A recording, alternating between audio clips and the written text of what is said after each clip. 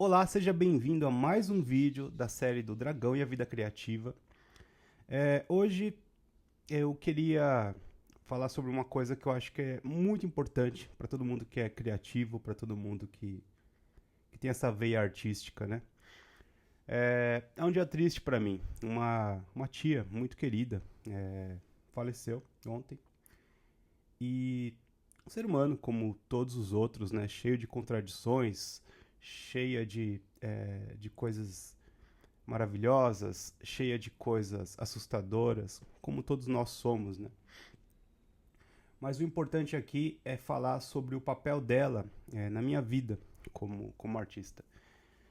Ela era alguém que sempre me incentivou, desde criança, a, a criar.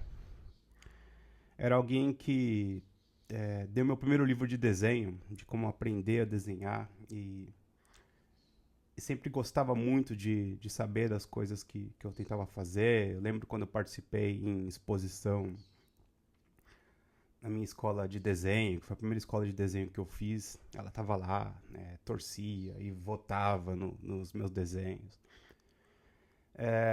O papel da pessoa que nos incentiva a fazer alguma coisa, eu acho que ele é essencial. Principalmente quando a gente está falando de criação, que é uma coisa na maioria das vezes, para a maioria da visão das pessoas, para a maioria da percepção das pessoas. A criação é uma coisa inútil. A criação ela não serve para nada. A criação ela não paga boleto, ela não resolve os problemas práticos do dia a dia, né? Então, como a pessoa que está crescendo, está desenvolvendo uma sensibilidade artística, vai lidar com essa dificuldade de entender que existe alguma coisa que é intrínseco, que é necessário, que é importante para si, mas vai ter que contrabalancear isso com o mundo real, onde você vai ter que fazer as coisas acontecerem, vai ter que arranjar algum tipo de atividade ou trabalho ou conduta que seja prática, que possa te trazer algum resultado, para te trazer algum conforto, para poder.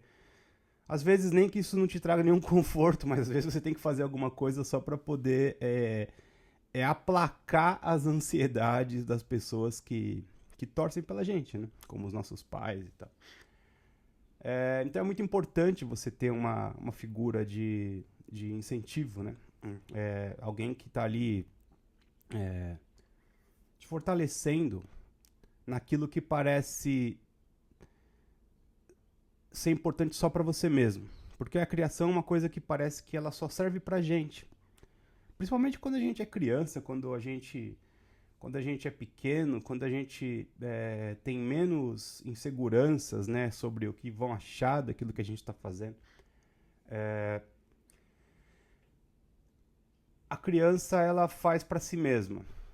Tava olhando esses dias e encontrei os meus gibis. Eu fazia gibis enormes quando era criança, ficava desenhando na escola. Tem uns gibis de 80, 90 páginas, tem um totalmente colorido.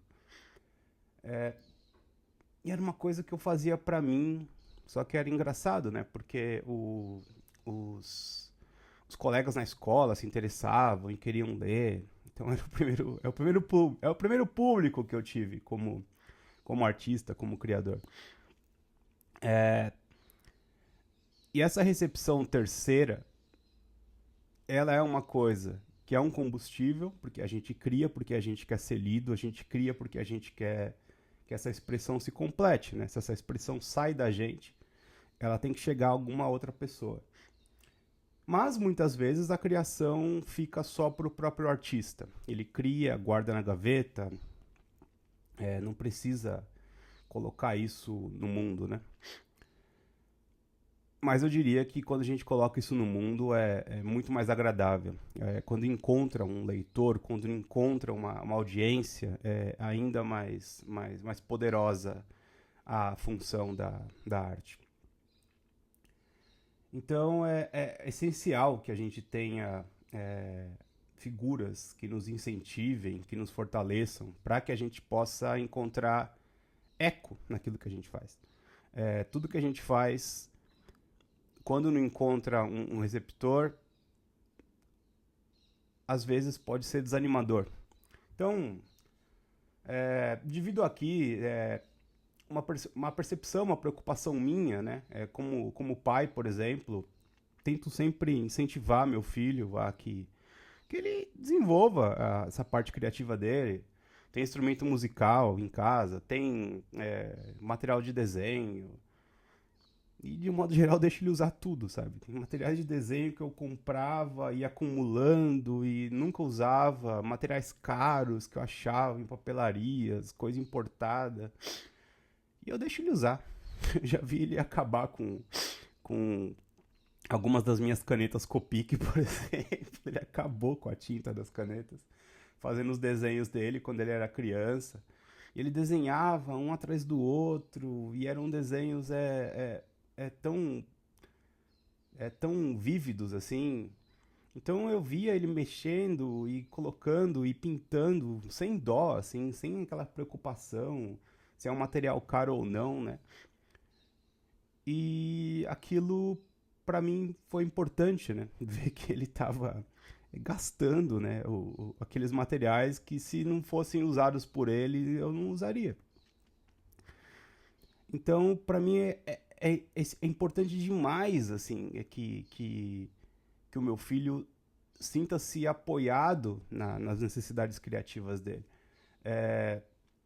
Eu acho que a criança, principalmente nessa idade, né, quando eles estão crescendo, descobrindo as coisas, quando a brincadeira é a sua própria realidade, é o seu próprio dia a dia, a sua própria existência, é lúdica, é brincar, é fazer coisas inúteis, é um ode às coisas inúteis, né? Eu acho que a arte precisa ser inútil e a gente precisa celebrar a, a necessidade e a possibilidade de fazer coisas inúteis, né? É tanta pressão para que a gente faça coisas úteis, que sirvam para alguma coisa, que daqui a 20 anos vão te garantir alguma coisa. Cara, eu acho que a gente precisa viver cada vez mais aquilo que é só nosso, sabe? Então, quando eu penso na minha tia que faleceu, às vezes me dói, por exemplo, o fato de que ela não foi uma artista. E ela era uma artista. Ela queria pintar, queria desenhar.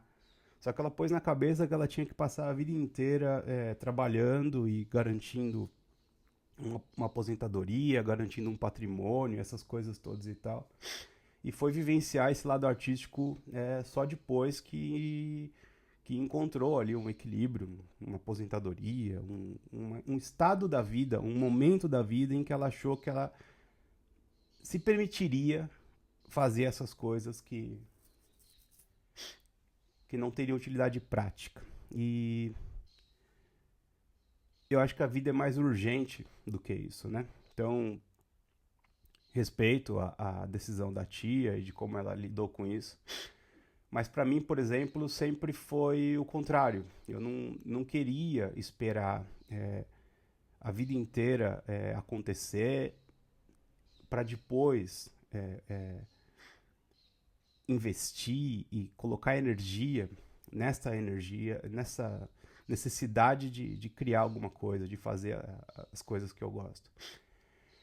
Então, quando eu escrevo, quando eu estudo música, quando eu pinto, isso tudo é urgente. Isso não pode ser deixado para depois. E quando a gente fica achando que precisa acumular conhecimento, ler todos os livros do mundo de como fazer, de como pintar, de como tocar, em vez de simplesmente pegar e tocar, sabe? em vez de simplesmente chegar e começar a desenhar, e começar a escrever, e começar a se preocupar em publicar, o preparo eterno, ele não realiza as coisas, né? A gente tem que realizar, a gente tem que fazer as coisas agora, porque se a existência ela é finita, né? Ela, obviamente, todos nós vamos chegar a esse ponto final. É essencial que a gente faça as coisas o mais breve possível. Eu penso, por exemplo, no meu primeiro livro, o Guirlanda Rubra, eu demorei 15 anos para escrever ele, com muita insegurança. Eu tinha a editora, já publicava alguns autores, mas eu não me sentia pronto para publicar o livro. Então eu fui ler, escrevia e reescrevia e não achava bom. Ia ler sobre o assunto, ia estudar, ler como fazer e tal. Mas a grande verdade é que foi só quando, em plena pandemia, eu me sentei para, agora eu vou encarar esse livro para escrever ele até o fim, e escrevi ele até o fim, é que ele aconteceu. A gente pode argumentar, mas todo esse tempo de preparo foi importante. Claro que foi importante, claro que foi bom estudar, claro que foi bom ler mais coisas, para adquirir repertório, para me sentir mais capacitado para realizar aquele trabalho, aquela necessidade artística. Mas quando eu fui escrever o segundo, terceiro livro, por exemplo, saiu tudo muito mais fácil. Por quê? Porque eu já tinha pegado e sentado e feito. Então é engraçado, né, que quem já leu Guirlanda Rubra percebe que a primeira metade do livro ela tem um ritmo, tem uma cara, e a segunda metade funciona de outra forma. E eu deixei a primeira parte daquele jeito, poderia ter cortado mais e mexido mais, mas era o melhor que eu podia fazer. Então decidi fazer daquela forma. Então esse vídeo de hoje, essa fala de hoje é para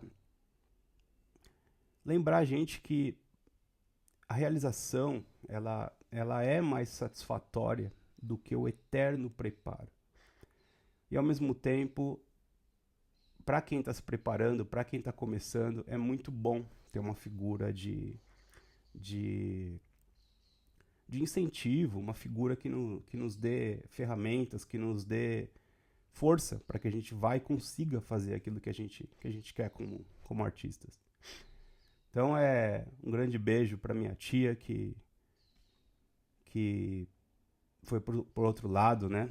Para quem acredita, ou que simplesmente mudou o seu estado de existência.